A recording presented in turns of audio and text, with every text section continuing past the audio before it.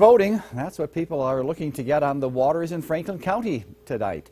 The county is on the verge of closing its reservoirs for the season. This is because the state has cut funding for all but 24 invasive species checkpoints across Idaho. Franklin County says this makes it too hard for them to keep damaging species out of the water. Local News 8's Misty Inglet went to Franklin County today. She joins us live now with our Pocatello Newsroom report. So Misty, what is the invasive species they're so concerned about?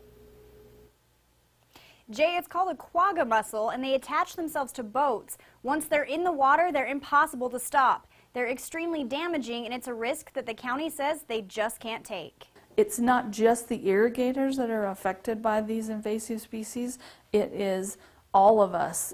These are quagga mussels.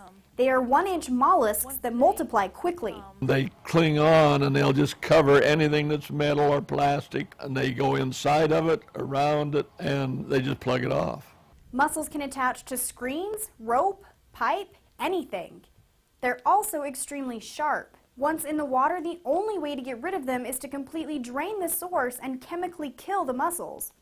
Not only would it be expensive, time-consuming, and almost impossible to drain reservoirs that size, but it would devastate a farming community that relies on its water sources.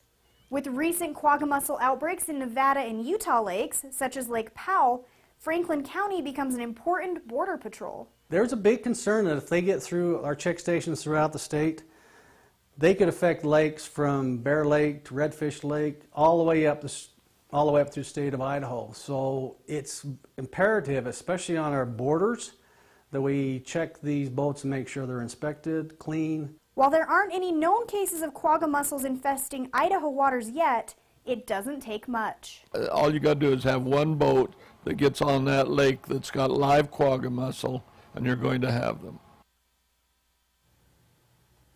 Because there's no state funding to keep all of the county's checking stations open, the irrigation companies are looking to close the reservoirs for the season to avoid infestation.